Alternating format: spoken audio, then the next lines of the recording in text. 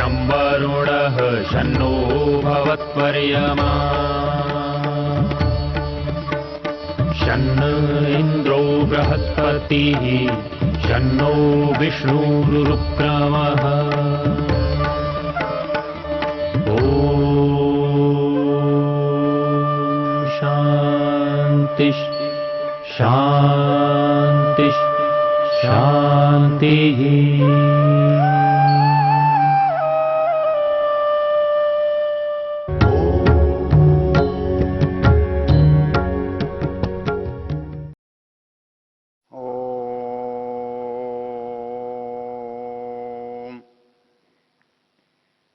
हम वेद विज्ञान की चर्चा कर रहे हैं।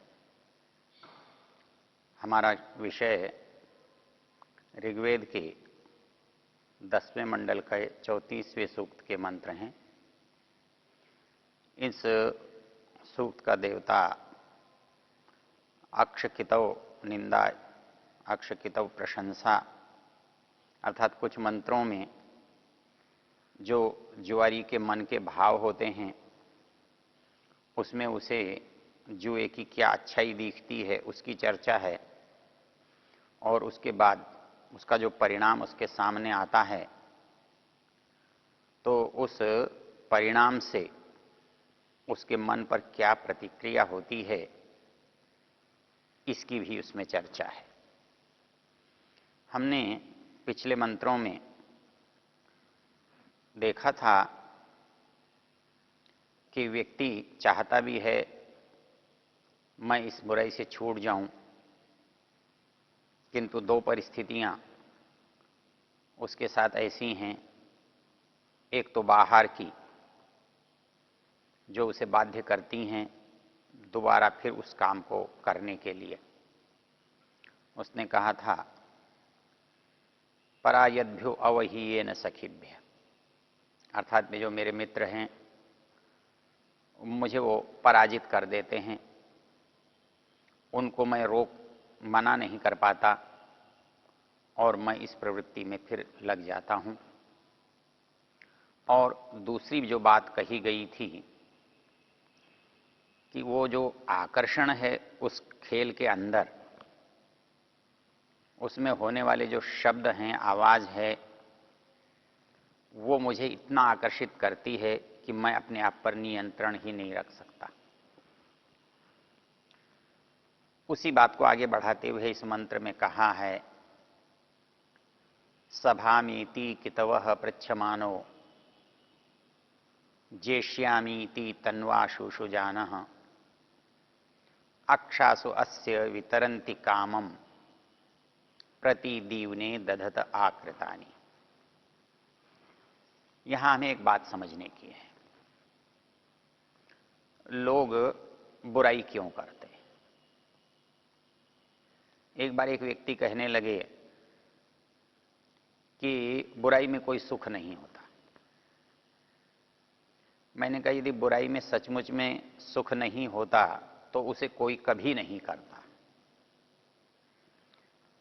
ये भी सच है कि बुराई में बहुत दुख है, लेकिन बहुत दुख होने के बाद भी कोई व्यक्ति बुराई क्यों करता है, तो वो दुख पाने के लिए कोई बुराई नहीं करता है। उसमें कहीं न कहीं सुख का अंश है, तभी वो बुराई करता है। और वो किसी भी बुराई में है, इस बात को समझने के लिए गीता की एक पंक्ति हमारे लिए बहुत सहायक हो सकती है। वहां जो सुख की परिभाषा की है उन्होंने, वहां उन्होंने सुख के 3 भेद किए हैं। वो एक सात्विक सुख है, एक राजस सुख है, एक तामस सुख है। तो जो तामस सुख है वो तो प्रारंभ में भी दुख देता है और बाद में भी, परिणाम में भी दुख का ही कारण होता है। वो उसको तामस सुख कहा है। और जो सुख वर्तमान में तो बहुत अच्छा लगता है, यत्तदाग्रे मृतमेव परिणामे विषोपम। हम जब उसका उपयोग करते हैं, उपभोग करते हैं, निश्चित रूप से वो चीज हमें सुख देने वाली होती है। इस सुख को राजस कहा है। तो रजोगुणी जो सुख है उसमें निश्चित रूप से प्रारंभ में सुख की प्रतीति होती है, किंतु परिणाम दुखदायी होता है, इसलिए इसे स्वीकार नहीं करना चाहिए। मनुष्य प्रारंभिक सुख को देख पाता है, उसके परिणाम क्योंकि प्रत्यक्ष नहीं है, तत्काल नहीं मिलने वाला है, इसलिए वो उसकी दृष्टि में नहीं आता। मनुष्य और देवताओं में, मनुष्य और बुद्धिमान और कम बुद्धिमान मनुष्यों में जो अंतर है वो सबसे बड़ा यही है। शास्त्रकारों ने मनुष्य और देवता का जो अंतर किया है वो अंतर इसी कसौटी पर कसा गया है। वो कहते हैं परोक्ष प्रिया ही देवा प्रत्यक्ष द्वेष। जो बुद्धिमान व्यक्ति है, जो देवता है, जो श्रेष्ठ मनुष्य है, उसकी दृष्टि परिणाम पर रहती है। सामान्य मनुष्य वर्तमान को देखकर जीता है। भविष्य में कुछ भी हो, अब का काम चलना चाहिए, अभी लाभ होना चाहिए, अब कुछ मिल जाना चाहिए, बाद में देखा जाएगा क्या होता है। लेकिन हम एक बात भूल जाते हैं, जो अच्छाई और बुराई में सुख और दुख का जो अनुपात है वो बड़ा भिन्न है। पहला भेद है, बुराई में सुख पहले मिलता है और दुख बाद में मिलता है। और अच्छाई की विशेषता है, दुख इसमें पहले होता है और सुख बाद में होता है। और जो बड़ा अंतर इन दोनों में है, जो बाद में मिलता है वो दोनों जगह बड़ा होता है, लंबा होता है, दीर्घ काल तक चलने वाला होता है। बुराई में मिला हुआ सुख जब समाप्त हो जाता है तो उसके बाद होने वाला दुख की कोई सीमा नहीं होती, वो असीम हो जाता है। और इसी तरह से अच्छाई में होने वाला जो दुख है उसके समाप्त होने पर उसकी भी कोई सीमा नहीं होती। तो इस दृष्टि से बुराई में सुख है किंतु न्यून है, कम है, थोड़ा है।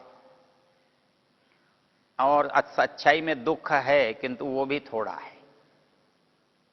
तो बुराई में सुख बाद में है इसलिए वो बहुत है, और अच्छाई में दुख पहले है, सुख बाद में है, किंतु वो ज्यादा है। यदि मनुष्य बुद्धिमान हो तो वो अधिक के लिए कम को छोड़ देता है। तो अधिक सुख पाने के लिए कम सुख छोड़ देना बुद्धिमानी है, और ऐसा व्यक्ति अच्छाई के लिए प्रेरित होता है, और अच्छे काम में दुख आने पर भी वो पीछे नहीं हटता, क्योंकि उसे पता है इस दुख की समाप्ति तो जल्दी हो जानी है, लेकिन उसके बाद प्राप्त होने वाला सुख बहुत लंबे समय तक चलने वाला है, परिणाम सुखदायी देने वाला है। किंतु जो लोग बुद्धिमान नहीं हैं वो पहले सामने विद्यमान जो सुख है उसकी ओर आकर्षित हो जाते हैं। इसको एक उदाहरण से हम समझ सकते हैं कि हमारा जो दुख सुख का अनुपात है वो हमें कैसे मिलता है। महाभारत में एक कथा है, जब पांडवों का यहाँ जीवन पूरा हो गया, उनके राज्य का कार्य उन्होंने समझा अपने अगली पीढ़ी को दे दिया, तो वो सब के सब स्वर्गारोहण के लिए चले, स्वर्ग के लिए जाने चले। वो स्वर्ग के रास्ते पर तिब्बत के रास्ते से गए। अब वहां एक रोचक घटना है। कहते हैं पहले द्रौपदी बर्फ से गिर गई तो धर्मराज युधिष्ठिर ने कहा इसे बहुत रूप का अभिमान था इसलिए गिर गई। इसके बाद नकुल गिर गया, सहदेव गिर गया, भीम भी गिर गया, अर्जुन भी गिर गया। और युधिष्ठिर ने मुड़कर भी नहीं देखा, बोले ये सब अपने अपने अपराध से, अपने अपने कर्मों से मृत्यु को प्राप्त हुए हैं। जब स्वर्ग का द्वार आया और द्वारपाल ने स्वर्ग का द्वार खोला तो उस समय धर्मराज युधिष्ठिर स्वर्ग में पहुंचते उससे पहले उनका कुत्ता जो था वो कूदकर स्वर्ग में जाने लगा। द्वारपाल ने उसे रोका, बोले भाई ये कुत्तों की जगह नहीं है, ये तो धर्मात्मा मनुष्यों का स्थान है, जो धर्म करके आते हैं उनके लिए है। इस बात को सुनकर युधिष्ठिर ने एक उत्तर दिया कि भैया मैं तुम्हारे स्वर्ग में नहीं आने वाला, मुझे तुम्हारा स्वर्ग नहीं चाहिए। बोले मैं अपने साथी को छोड़कर, अपने भक्त को छोड़कर कोई सुख नहीं पाना चाहता, इसलिए मुझे तुम्हारे सुख की आवश्यकता नहीं है। अब ये प्रश्न खड़ा हो गया उनके सामने जो स्वर्ग की व्यवस्था करते हैं। तो उन्होंने कहा कि कोई बात नहीं, आपको तो स्वर्ग मिलना ही है और हम आपकी शर्तों पर ही स्वर्ग देते हैं। उस समय युधिष्ठिर ने जो बात कही, वो वाक्य कहा, वो था मामी श्रिया संगमनम तयास्तु यस्या कृते भक्त जन्म त्यजेय। अर्थात मुझे ऐसी श्री, ऐसी लक्ष्मी, ऐसा ऐश्वर्य, ऐसी सफलता नहीं चाहिए जिसके लिए मुझे अपने भक्त को ही छोड़ना पड़े। मामी श्रिया संगमनम तयास्तु, तया श्रिया में संगमनम नास्त। ऐसे लक्ष्मी से मेरा संबंध न बने, ऐसे लक्ष्मी की, ऐश्वर्य की प्राप्ति मुझे न हो जिसके लिए मुझे अपने भक्त का, सहायक का, सेवक का साथ छोड़ना पड़े। यस्या कृते भक्त जन्म त्यजेय। दोनों स्वर्ग में चले जाते हैं और स्वर्ग में जाने के बाद एक विचित्र बात वहां देखते हैं कि वहां तो दुर्योधन सामने बैठा हुआ है। उन्हें बहुत दुख हुआ कि हमने जीवन भर धर्म के लिए संघर्ष किया, स्वर्ग प्राप्ति के लिए यत्न किया और स्वर्ग के लिए प्रयत्न करने के बाद स्वर्ग में पहुंचते हैं तो सामने दुर्योधन है जो महान अधार्मिक है, जिसने सब नरक पाने के काम किए हैं, वो सामने खड़ा है, सामने बैठा है। युधिष्ठिर ने कहा भैया मेरे भाई लोग कहां हैं? अर्जुन कहां है, भीम कहां है, नकुल कहां है, सहदेव कहां है, द्रौपदी कहां है, ये सब कहां हैं? तो स्वर्ग के व्यवस्थापक ने कहा वो तो नरक में हैं। उन्होंने कहा ये कैसे होता? बोले ये यहां का नियम है। तो बोले मुझे फिर यहां नहीं रहना, मुझे नरक में ले चलो। उनको नरक भेज दिया गया, चलो भाई अपने भाइयों को देखो। तो जैसे ही युधिष्ठिर नरक में पहुंचते हैं तो उनके संस्पर्श से जो वायु अर्जुन, भीम, नकुल, सहदेव तक पहुंचा वो उनको बड़ा सुखद लगा। उन्होंने बड़े जोर जोर से पुकार कर कहा भाई तुम कहां हो, भाई तुम कहां हो। वो भाई उनसे मिलकर बहुत प्रसन्न हुए। तो युधिष्ठिर ने स्वर्ग के व्यवस्थापक से प्रश्न किया, बोले भाई हमने जीवन भर धर्म का आचरण किया तो हमारे परिवार को तूने नरक दे दिया, और जिस व्यक्ति ने जीवन भर अधर्म किया उसको तूने स्वर्ग दे दिया, ऐसा क्यों? तो व्यवस्थापक ने स्वर्ग का एक नियम समझाया। उसने नियम यह समझाया कि जो कम होता है वो पहले मिलता है। अर्थात मनुष्य के जीवन में अच्छा बुरा दोनों थोड़ा बहुत रहते हैं और उसी के अनुपात से सुख दुख भी मिलता है।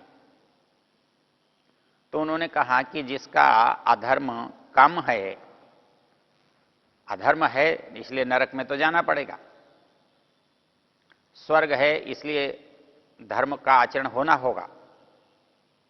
तो वो कहते हैं कि धर्म किया तो है इन्होंने, लेकिन अधर्म भी किया हुआ है, और अनुपात में धर्म अधिक है और अधर्म कम है, इसलिए जो थोड़ा है वो पहले मिलता है। इस न्याय से, इस सिद्धांत से इनको पहले नरक मिला है, और दुर्योधन के जीवन में अच्छा कम है और बुरा ज्यादा है, इसलिए उसे स्वर्ग पहले मिला है।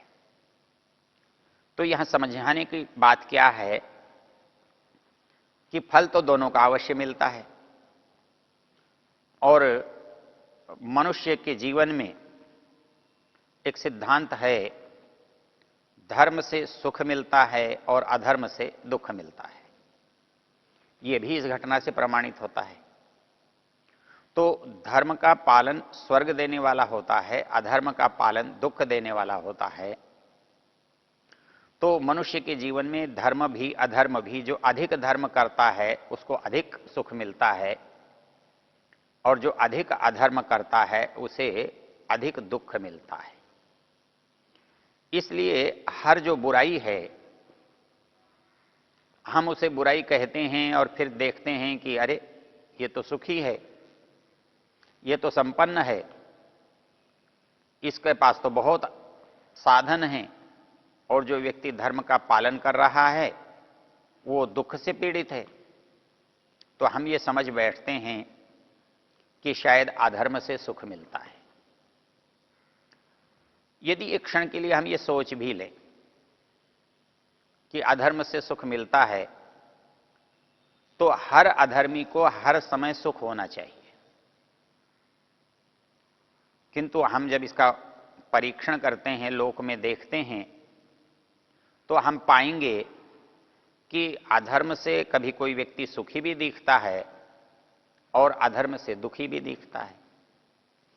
ऐसे ही कोई व्यक्ति धार्मिक होते हुए दुखी दिखाई दे रहा है तो उसे सुख भी बहुत होता है। हम जिसे दुख कहते हैं धार्मिक व्यक्ति में, वो बाहर का होता है और सुख अंदर का होता है। इसलिए धार्मिक व्यक्ति बाहर शरीर से, वातावरण से, संसार से, परिस्थिति से बहुत दुखी दिखाई देता है, लेकिन वो उसका मन संतुष्ट होने के कारण सुखी होता है। इसके विपरीत जो दुखी अधर्मी व्यक्ति करता है वो बहुत संपन्न और सुखी दिखाई देता है, किंतु संपन्नता दिखाई देने पर भी उसका जो मन है वो निश्चित रूप से दुखी और अपराधी होता है। तो हमारे यहाँ सुख जो है वो उसका आधार है किसी भी कार्य को करने का। तो बुराई के अंदर भी सुख नहीं हो तो बुराई कोई व्यक्ति करेगा नहीं, और कोई बुराई करने वाला व्यक्ति बुराई करने के लिए क्यों प्रेरित हो रहा है वो इस मंत्र में बताया गया है।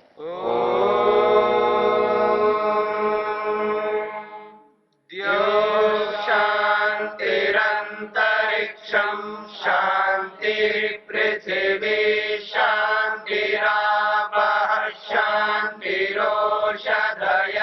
शांतिः वनस्पतयः शांतिर्विश्वे देवा शांतिर्ब्रह्म शांति सर्वं शांति शांतिरेव शांति शांति